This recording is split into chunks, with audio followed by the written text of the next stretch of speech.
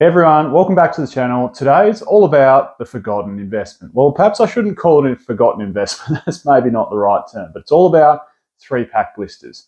Maybe under talked about or underrated investment is a better term than forgotten about investment, because it feels that each set's booster box and elite trainer box and Pokemon Center elite trainer box seems to get a love lately when it comes to investing. But you know what? Three-pack blisters are a fantastic investment. So what we're going to do today, going to showcase off a couple in a second from my personal collection. Then we're going to jump in and look at three-pack blisters. We're going to talk about how they are as an investment piece, and then we're going to get in and look at the prices first of all Sword and Shield eras. Then I'm going to rank them from S tier down to D tier as an investable item. So stay tuned. Let's jump in.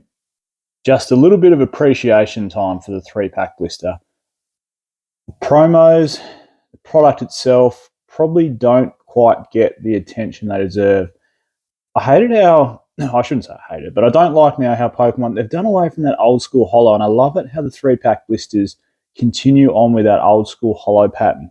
Just going to showcase a couple here. And obviously from my collection, use that Espeon's a nice promo from Fusion Strike. And going back in time a little bit to Sun and Moon era, the Skeptile from Unbroken Bonds, they just don't quite get the love they deserve, I feel. Anyway, let's move on.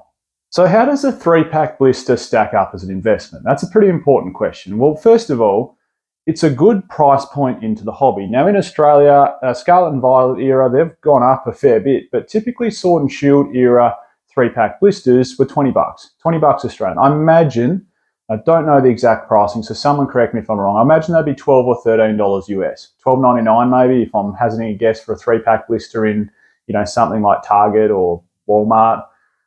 We have Kmart over here, a bit different, but you know what I mean. So really good price point into the investment. And when it comes to investing in one, it really just comes down to that old basic simple equation that everyone knows, which is supply and demand.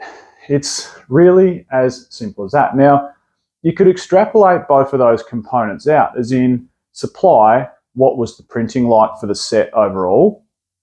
What was the printing like for the three-pack blister overall? Now, typically a three-pack blister won't get many reprints, if sometimes at all.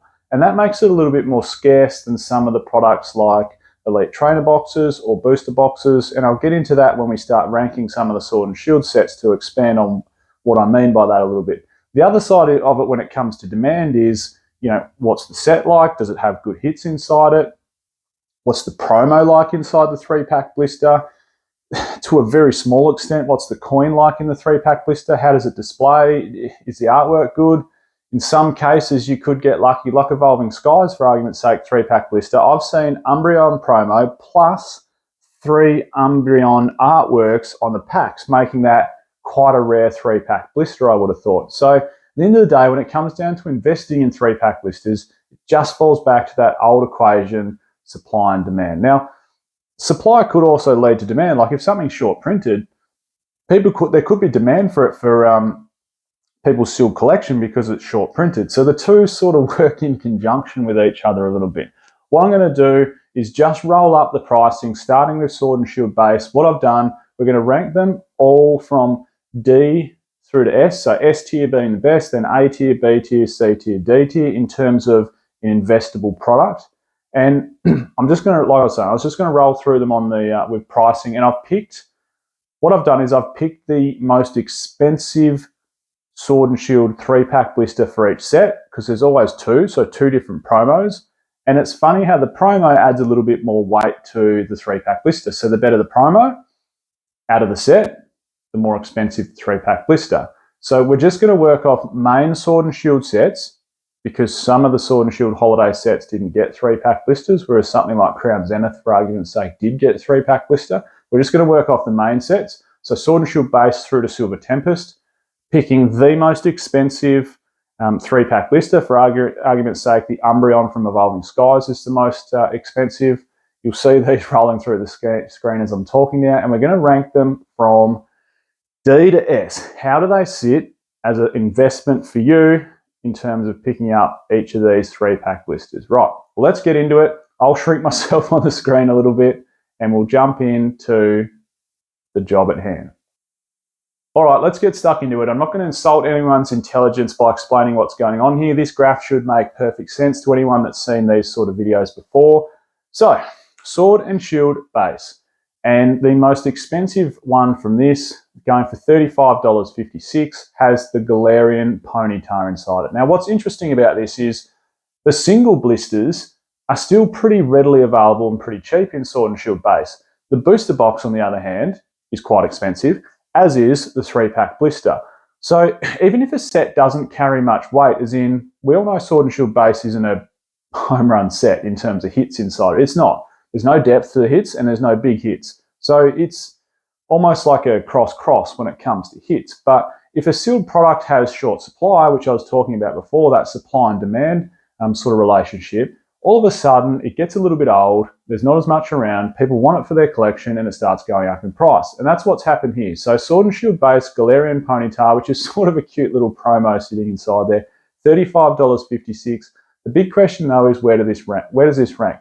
Now what we're going to work off is current pricing. We're going to work off what it was, we're going to work off what it is, because you can't buy this for $20 Australian or $12.99 US anymore. But in summary, if this was $12 US or $12.99 US, it's now nearly $36 US. So these are all US prices. So it's nearly 3x its money in, geez, how old is this? It's near on, well, it's 3 years and, 8 months old? 3 years and 9 months old now? I think December 2020 was when, well, maybe it was January 2020 when Sword and Shield base come out. Anyway, it's near on 4 years old, and it's nearly 3x its money. Where does this rank right now? I can tell you now, it's probably done a lot of its appreciation. I'm not going to say it's not going to go up more, because it will, but in terms of investable right now, basing off the promo, current pack price, and where we see short Sword and Shield base 3-pack blister going, I'm going to have to rank this as C tier. Moving along, because we've got a lot to get through. Rebel Clash, and of course the most expensive promo in this one is the Rayquaza, and this is one hell of a good looking 3-pack blister. If you remember back to Steam Siege also had a Rayquaza based 3-pack blister, which I'll show briefly on the screen here, and that is going for currently $50. So I'm working my argument. This is currently $33.34, the Rebel Clash Rayquaza 3-pack blister. We all know Rebel Clash was the shortest printed Sword and Shield set out there. Maybe in comparison, maybe Sword and Shield based booster boxes weren't printed as quite as heavy as Rebel Clash booster boxes, but a lot of the ancillary products, like it was just before the boom. It was just before Darkness Blaze took off and Vivid Voltage took off. Reprints were small on Rebel Clash. As a result, 3-pack blister pricing has gone up because the set was somewhat short printed. So in terms of investability right now, it's a hard one, this one, because I think it's going to follow a similar path to Steam Siege. Like, it's not a great set. I think it's slightly better than maybe Steam Siege is. It's got the beautiful Rayquaza promo like Steam Siege had in theirs. Steam Siege now at $50. Is Rebel Clash Rayquaza 3-pack blister going to go to $50, or is it going to go a touch stronger just because it's Sword and Shield block, which is a stronger block than XY, in my opinion? Don't know, possibly. It might be $50 in another 3 or 4 years, but as we speak, I think we're going to go off some history with XY Steam Siege. So I'm going to rank it as a... that promo, though, I'm deciding between... I'm going to go C tier, but that promo is S tier. That is an S tier. It is the best 3-pack blister promo other than on Umbreon throughout the whole Sword and Shield era. So C tier. Next one, Darkness Ablaze. And the most expensive one is the Flareon promo at $21.47. Now, what's interesting about Darkness Ablaze is if you look at booster box price, which is, what are they going for now? Probably $140 US, maybe? $150 US? I haven't checked in a little while. And you're basing it off, say, $90 or $100 wholesale US. It's gone maybe 1.5x or 1.6x its value. Whereas you look at the 3-pack blister with the Flareon here, let's say this was $12 US.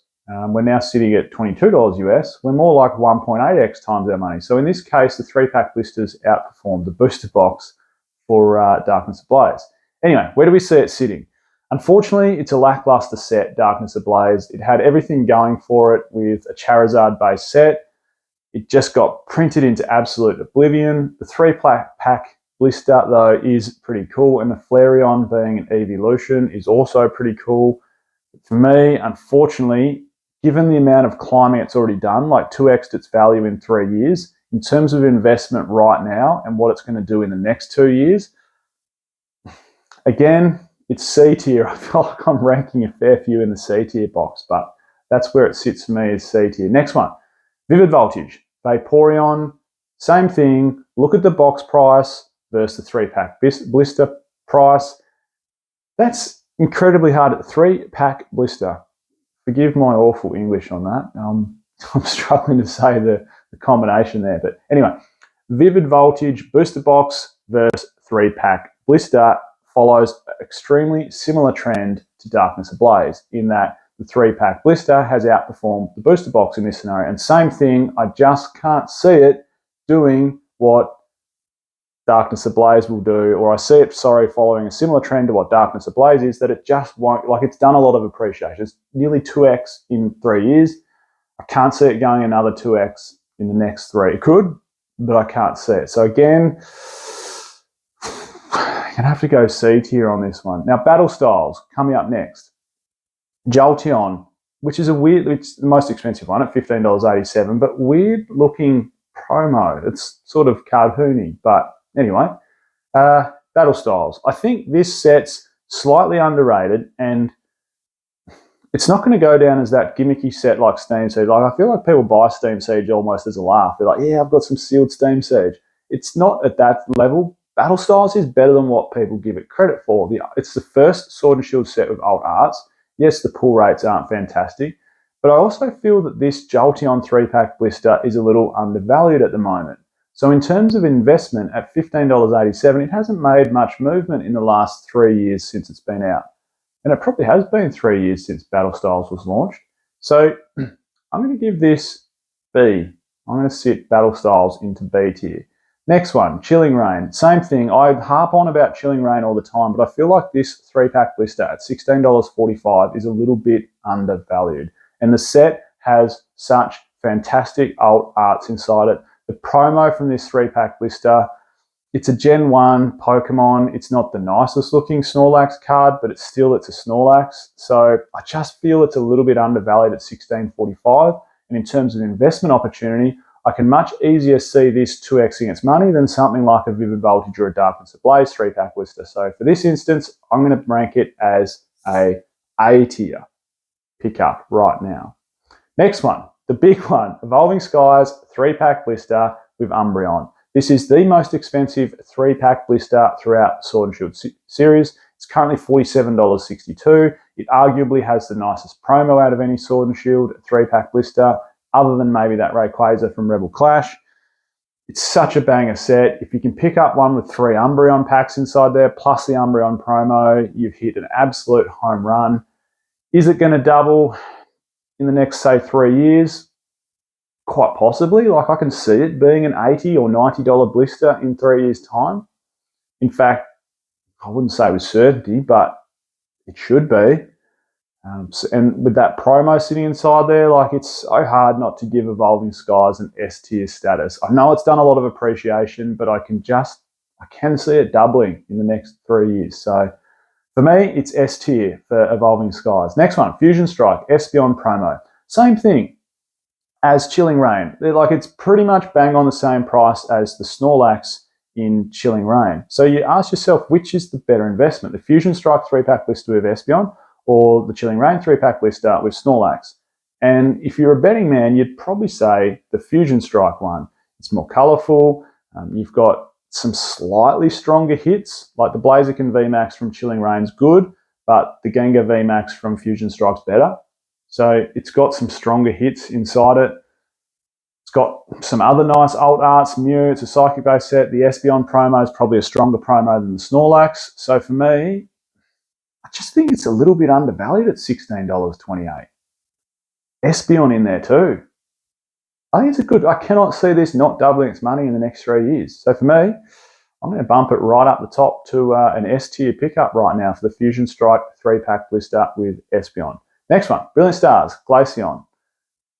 Geez, we got a lot of evolutions, didn't we? A lot of EV promos and a lot of evolution promos throughout the Sword and Shield era in the 3-pack blisters. Anyway, Brilliant Stars, Glaceon, currently $15.22. You'll notice a lot of the final sets of Sword and Shield, the prices are a lot lower because obviously there's still a fair bit more product on the market, so it's not as scarce as what the first Sword and Shield sets are. So you could argue, if you look at the trend of the pricing of the first sets, the latter Sword and Shield sets should follow something similar across the same sort of time frame. So I probably think these latter Sword and Shield sets are better pickups than the first Sword and Shield sets. Where do I rank Brilliant Stars Glaceon? At $15.22. It's a good set. If you can get one with 3 Charizard artworks on there. Glaceon's not the most popular evolution, like it's not an Umbreon or an Espeon or one of the 3 originals, but it's still cool. So I'm going to have to rank this as B tier. Next one, Astral Radiance, Eevee. Quickly jump through because I feel like I'm talking non-stop. For me, this one goes into B tier, and I'll tell you why. Astral Radiance is underrated. $13.25 is a good pickup. The promo's mid though, being an Eevee. If it was maybe Leafeon, or actually I think that came out in Brilliant Stars, but anyway, if it was a slightly better promo, I think we could maybe bump it up to A tier, given it's $13.25.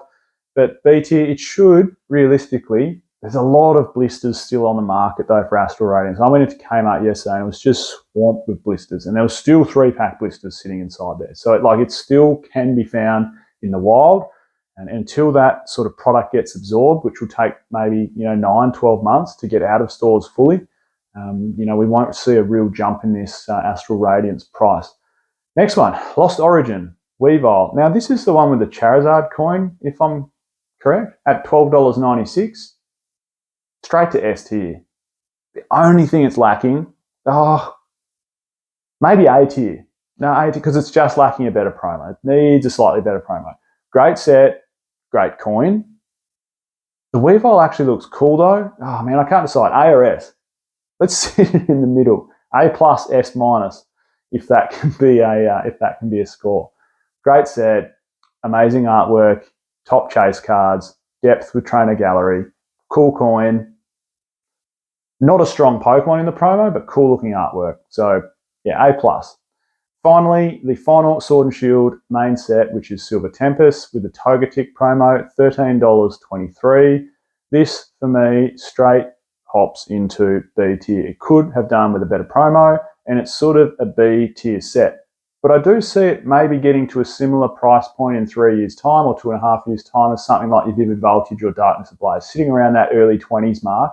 So $13 to early 20s in the next 2 to 3 years. Not a bad investment. Well, that's where I see them. Let me know in the comments down below, what is your favourite 3-pack blister from the Sword and Shield era? Mine actually has to be the Rebel Clash Rayquaza, and I just bought one. Hopefully I didn't outbid someone that was also trying to grab it. I'm Michael. This is Poke Oz. Catch you next time.